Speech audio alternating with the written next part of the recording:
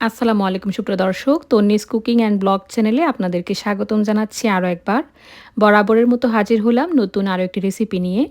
আজকে আমি আপনাদেরকে তৈরি করে দেখাবো কচুরমুখী দিয়ে রুই মাছের একটি দুর্দান্ত রেসিপি। কচুরমুখী আমরা অনেকে অনেকভাবে রান্না করে থাকি। আমি বাসায় কিভাবে রান্না করে থাকি সেটাই আজকে আপনাদের সাথে শেয়ার করব। খুবই সিম্পল রেসিপি। অনেকে ভাবতে পারেন এ আবার এমন কি, এও দেখাতে হয়? হ্যাঁ, দেখাতে হয় তাদের জন্য যারা নতুন রাঁধুনি, প্রবাসী বা স্টুডেন্ট, ব্যাচেলর আছেন তারা। আশা করছি এই ভিডিওটি থেকে ভীষণ উপকৃত হবেন। তো চলুন কথা না বাড়িয়ে মূল রেসিপিতে চলে যাই। কচুরমুখী নিয়েছি এখানে আমি প্রায় হাফ কেজির একটু কম। আর এখানে আমি ৬ পিসের মতো রুই মাছ নিয়েছি। মাছটাকে আমি লবণ আর হলুদ দিয়ে মাখিয়ে নিচ্ছি। কচুরমুখী যেভাবে সচরাচর আমরা কাটি সেভাবেই কেটে নিলেই হবে। আর এখানে রুই মাছটাকে লবণ আর হলুদের গুঁড়া দিয়ে খুব ভালো করে মেখে নিচ্ছি। যে কোনো মাছ দিয়ে রান্নাটা করতে পারেন, শুধু রুই মাছ না, বরং ইলিশ মাছ, চিংড়ি মাছ, যে কোনো মাছ দিয়ে করা যাবে। তো মাছটা মাখানো হয়ে গেছে। এবার প্যানের মধ্যে আমি সরিষার তেল দিয়ে দিচ্ছি 1/4 কাপের মতো। আর রান্নাটা আমি সরিষার তেলেই করছি। আমি যে কোনো রান্নায় আজকাল সরিষার তেলে করার চেষ্টা করি, হেলথ ইস্যুসের কথা মাথায় রেখে। তেল খুব ভালো করে গরম হয়ে গেলে এর মধ্যে এক এক করে মাছের পিসগুলো দিয়ে দিলাম। মাছটাকে গোল্ডেন ব্রাউন করে অবশ্যই ভেজে নিতে হবে, না হলে কচুরমুখিটা খেতে ভালো লাগবে না। হালকা করে ভাজা যাবে না, একটু কড়া করে ভাজলে ভালো হয়। তো উল্টে পাল্টে মাছগুলোকে আমি ভেজে নিচ্ছি।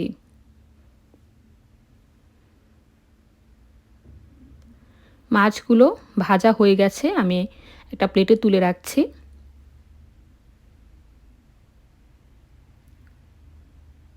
এবার একই প্যানে আমি আরও কিছুটা তেল দিয়ে গরম করে তেলটাকে এর মধ্যে একটি মিডিয়াম সাইজের পেঁয়াজ কুচি দিয়ে দিয়েছি। পেঁয়াজটা অবশ্যই ব্রাউন করে ভেজে নিতে হবে।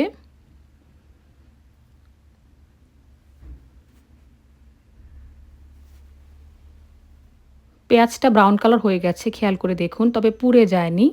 এখন এর মধ্যে আমি অল্প পরিমাণে পানি ব্যবহার করছি যাতে পেঁয়াজটা পুড়ে না যায়। এর মধ্যে দিচ্ছি 1 চামচ আদা বাটা, 1 চামচ রসুন বাটা, দিচ্ছি একটি তেজপাতা, 2টি তেজপাতা, 1 চামচ হলুদের গুঁড়া, 1 চামচ মরিচের গুঁড়া, 1 চামচ ধনিয়ার গুঁড়া, 1 চামচ জিরার গুঁড়া। এবার সব কিছু নেড়েচেড়ে ভালো করে মিক্স করে কষিয়ে নিতে হবে কিছুক্ষণ। যারা সবজিতে আদা রসুন বাটা পছন্দ করেন না তারা অবশ্যই আদা রসুন বাটাটা অ্যাভয়েড করতে পারেন, তবে আমার কাছে ভালো লাগে এজন্য আমি দিলাম। মশলাটা খুব ভালো মতো কষানো পর্যন্ত অপেক্ষা করছে। এখন এর মধ্যে দিয়ে দিচ্ছি একটি পাকা টমেটো, আমি কিউব করে কেটে রেখেছিলাম সেটা।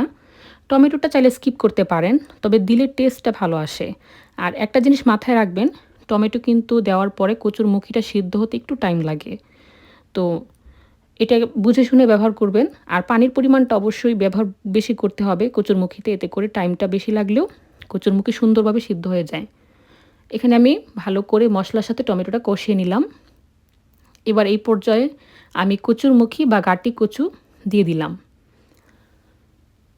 মশলার সাথে কচুরমুখিগুলোকে আমি 3 থেকে 4 মিনিটের মতো কষিয়ে নিব।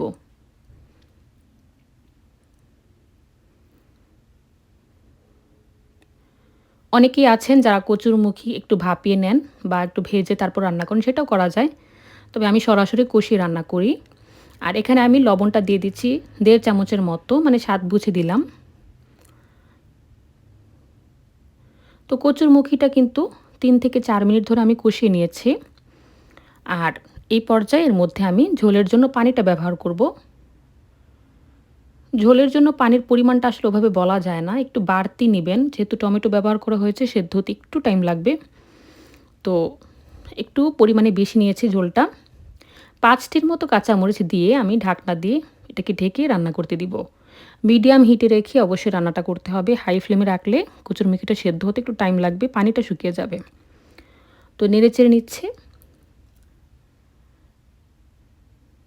ঢাকনা দিয়ে এটাকে আরও কিছুক্ষণ রান্না করব। ফিরে এলাম বেশ কিছুক্ষণ পর।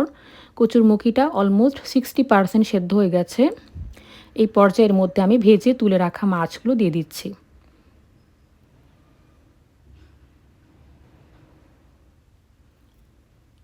মাছগুলো দিয়ে ঢাকনা দিয়ে এটাকে আরও রান্না করতে দিব। তো ফিরে এলাম বেশ কিছুক্ষণ পর। কচুরমুখিটা আমার একেবারেই সেদ্ধ হয়ে গেছে, সেদ্ধ হবার কিছু বাকি নেই। রান্নাটা হয়ে গেছে। ঝোলটা এরকমই থাকবে, এর চেয়ে বেশি আমি ঘন করব না, পাতলা থাকবে। কচুরমুখির ঝোল ঘন হলে খেতে ভালো লাগে না। একটু পাতলা থাকলে আমার কাছে বেশি ভালো লাগে। তো এরকমই রাখবো। আমি সবশেষের মধ্যে ধনেপাতা কুচিটা ছড়িয়ে দিচ্ছি। যারা ধনেপাতা কুচি পছন্দ করেন না তারা অবশ্যই চাইলে এভয়েড করতে পারেন এই পর্যায়ে। তো একটু নেড়েচেড়ে নিচ্ছি। ঝোলটা এরকমই থাকবে। আর আমি গ্যাসের চুলাটা আস্তে করে নিভিয়ে দিচ্ছি। আমার কাছে কচুরমুখির ঝোল পাতলা হলেই বেশি ভালো লাগে খেতে। তো গ্যাসের চুলাটা আমি নিভিয়ে দিলাম। একটা বাটিতে সার্ভ করে দেখাচ্ছি কীরকম হয়েছে। দেখলেন তো কত সহজে রান্না করে ফেললাম। এভাবে বাসায় একদিন ট্রাই করে খেয়ে দেখবেন, আশা করছি ভালো লাগবে। রেসিপি ভালো লাগলে লাইক, কমেন্ট, শেয়ার এবং সাবস্ক্রাইব করতে ভুলবেন না। আমার পাশে থাকার জন্য অসংখ্য ধন্যবাদ। ভালো থাকবেন, সুস্থ থাকবেন। আসসালামু আলাইকুম সবাইকে।